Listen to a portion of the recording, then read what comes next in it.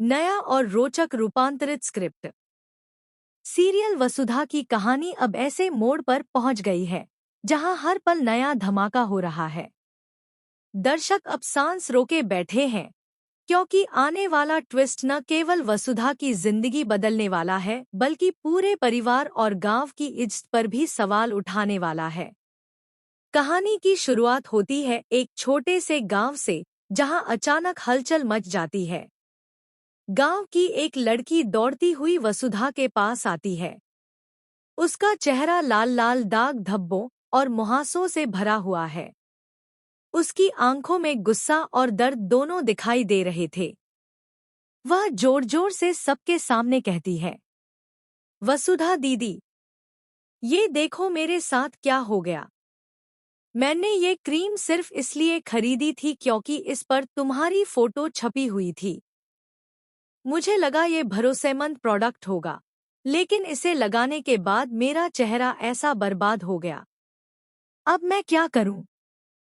ये सुनकर वसुधा के पैरों तले जमीन खिसक जाती है। वह खुद हैरान है क्योंकि ये प्रोडक्ट उसकी कंपनी का नाम लेकर बेचा जा रहा था।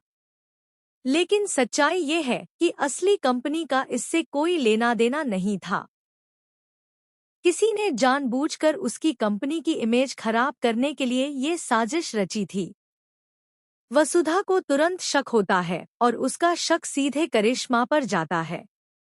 करिश्मा वो औरत जो हमेशा से वसुधा की कामयाबी से जलती रही है। वसुधा को पूरा यकीन हो जाता है कि यही करिश्मा है जिसने नकली क्रीम बनवाकर गांव-गांव में भेज दी ताकि वसुधा की साख मिट्टी में मिल जाए। इधर दूसरी तरफ चंद्रिका के घर के बाहर अचानक भीड़ जमा हो जाती है। गुस्साए लोग नारेबाजी करने लगते हैं। वसुधा कंपनी मुर्दाबाद, हमें हमारा पैसा वापस चाहिए।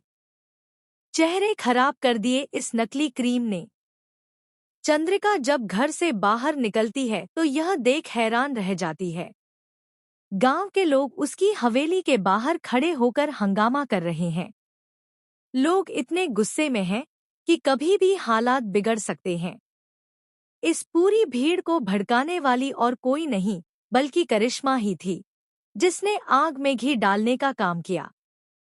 वहीं दूसरी ओर वसुधा का मन अंदर से टूट रहा है। उसे लग रहा है कि कहीं इस झूठे इल्जाम की वजह से उसका और उसके परिवार का नाम बदनाम न हो जाए। लेकिन वसुधा वो औरत नहीं है जो हार मान ले। वह ठान लेती है कि असली सच्चाई सबके सामने लाकर रहेगी और करिश्मा को उसके गुनाह की सजा दिलवाएगी। लेकिन ट्विस्ट यहीं खत्म नहीं होता। इस मुश्किल घड़ी में एक और चौंकाने वाला सच सामने आता है। देव और अविनाश, जिन्हें लोग समझ रहे थे कि अब इस मामले से अलग हो गए हैं, अचानक वापसी करते हैं। देव एक बड़ी डील के बहाने लौटता है, लेकिन असलियत ये है कि उसके दिल में कहीं न कहीं वसुधा के लिए जज्बात पनप चुके हैं। वसुधा भी अब महसूस करने लगी है कि शायद देव उसे सिर्फ एक बिजनेस पार्टनर की तरह नहीं, बल्कि एक साथी की तरह देखने लगा है। अब सवाल ये उठता है, क्या वसुधा इस संकट से सही समय पर गांव लौटकर अपने परिवार और कंपनी की इज्जत बचा पाएगी?